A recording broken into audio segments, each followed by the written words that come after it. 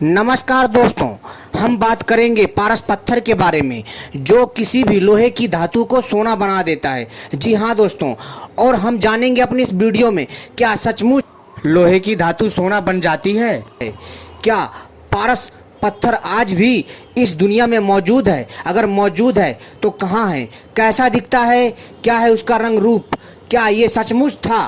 तो दोस्तों सारी जानकारी मिलेगी आपको इस वीडियो में, तो आप सभी से अनुरोध है इस वीडियो को पूरा अंत तक देखिएगा पारस पत्थर की जानकारी जानने के लिए। तो दोस्तों अगर आपने हमारे चैनल को सब्सक्राइब नहीं किया है तो पहले चैनल को सब्सक्राइब कर लीजिए और घंटी को दबा लीजिए ताकि भविष्य में आने वाली सभी प्रकार की रहस्यमयी जानकारियां आप सभी को मिल सकें, और हमारी वीडियो को लाइक कर लीजिए। तो दोस्तों चलिए हम आपको बताते हैं पारस पत्थर से जुड़ी रहस्यमयी चमत्कारी जानकारी के बारे में। दोस्तों क्या आपको पता है कि पारस पत्थर का जिक्र आया कब, और इसको लेकर के जो मान्यताएं हैं उन सभी तथ्यों पर बात करेंगे। तो दोस्तों इस वीडियो को पूरा अंत तक देखिएगा तभी आपके समझ में आएगा, नहीं तो आपको समझ नहीं आएगा जो मैं समझाना चाहता हूं। तो दोस्तों पारस पत्थर से जुड़ी कई कहानियां आपने सुनी होगी, लेकिन आज तक इस पत्थर को कोई नहीं ढूंढ पाया है। पर यह जानकर आप हैरान रह जाएंगे कि एक किले में इसके होने का दावा किया जाता है, जिसकी वजह से हर साल यहाँ लोग खुदाई करने पहुंच जाते हैं। जी हाँ दोस्तों, पारस पत्थर वो पत्थर है जिसे लोहे की किसी भी वस्तु पर छुआ देने से लोहा सोना बन जाता है। माना जाता है कि मध्य प्रदेश की राजधानी भोपाल से 50 किलोमीटर दूर रायसेन का किला है, जो कि महाराज रायसेन के नाम से ही विख्यात है। कहा जाता है कि इस किले के राजा के पास पारस पत्थर मौजूद था आज से कई हजार साल पहले। और फिर दोस्तों इसके बाद जो है दोस्तों ये क्रिया चलती रही, और दोस्तों इसका जो जिक्र है ना 5वीं 19वीं शताब्दी तक और अब तक मिलता है इसका जिक्र। इस पत्थर के लिए कई बार युद्ध हुए, लेकिन जब इस किले के राजा को लगा कि वह युद्ध हार जाएंगे तो उन्होंने पारस पत्थर को किले में मौजूद तालाब के अंदर फेंक दिया ताकि इसका दुरुपयोग ना हो और शत्रुओं के हाथ ना लगे।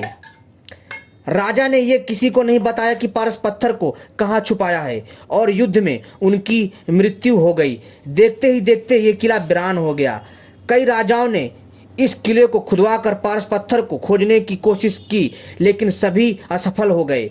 आज भी लोग यहाँ रात के समय इस पत्थर की तलाश में तांत्रिक के साथ जाते हैं, लेकिन उनके हाथ कुछ नहीं लगता है। इस किले और पारस पत्थर को लेकर ये कहानी भी प्रचलित है कि यहाँ पारस को ढूंढने वाले कई लोग अपना मानसिक संतुलन खो चुके हैं, वो पागल हो चुके हैं, क्योंकि पारस पत्थर की रक्षा खुद वहाँ के भूत प्रेत बैताल आदि दूसरी अदृश्य अलौकिक शक्तियां करती हैं। दोस्तों पारस पत्थर था जिससे कि जो प्राचीन काल के राजा थे वो सोना बनाते थे, और वो लोग बहुत ही अमीर थे। पारस पत्थर ऐसा था केवल और केवल वो लोहे को सोना ही नहीं बनाता था, अपितु वह सभी प्रकार के ग्रह दोषों को शांत करता था और जीवन में खुशहाली तरक्की प्रदान करता था। लेकिन दोस्तों बात चाहे जो भी हो, इससे साबित होता है कि पारस पत्थर था, और पारस पत्थर का जो आकार है दोस्तों किसी ने सही से देखा नहीं है। केवल और केवल लोग कल्पना ही कर सकते हैं कि पारस पत्थर ऐसा होगा वैसा होगा, लेकिन दोस्तों इसका जो रंग रूप है, जो आकृति है, इसके बारे में कह पाना मुश्किल है।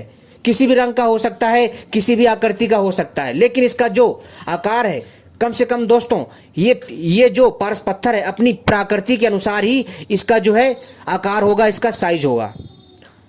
तो दोस्तों उम्मीद करता हूं आपको यह जानकारी पसंद आई होगी। लेकिन दोस्तों पारस पत्थर अभी तक दुनिया में किसी के पास नहीं है, केवल और केवल यह भारतवर्ष में ही पाया जाता था। लेकिन आज भी ये रायसेन के किले के तालाब में मौजूद है, और भारत में कई जगह पारस पत्थर है जिसके बारे में हम आपको समय समय पर जानकारियां लाते रहेंगे। तो दोस्तों पारस पत्थर था और पारस पत्थर होता था, और जो प्राचीन काल के राजा थे वो लोहे की वस्तुओं से सोना बनाते थे और उस पारस पत्थर से दूसरे भी काम लेते थे, और वो पारस पत्थर अलौकिक दिव्य शक्तियों का एक तरह से मालिक था। तो दोस्तों आप यहां से अंदाजा लगा सकते हैं। तो दोस्तों यह जानकारी थी जो आपके ज्ञान में वृद्धि करेगी। और ऐसी ही रहस्यमय जानकारियां पाने के लिए आप हमारे साथ जुड़े रहें। जो भी जानकारी देते हैं आपको सही देते हैं।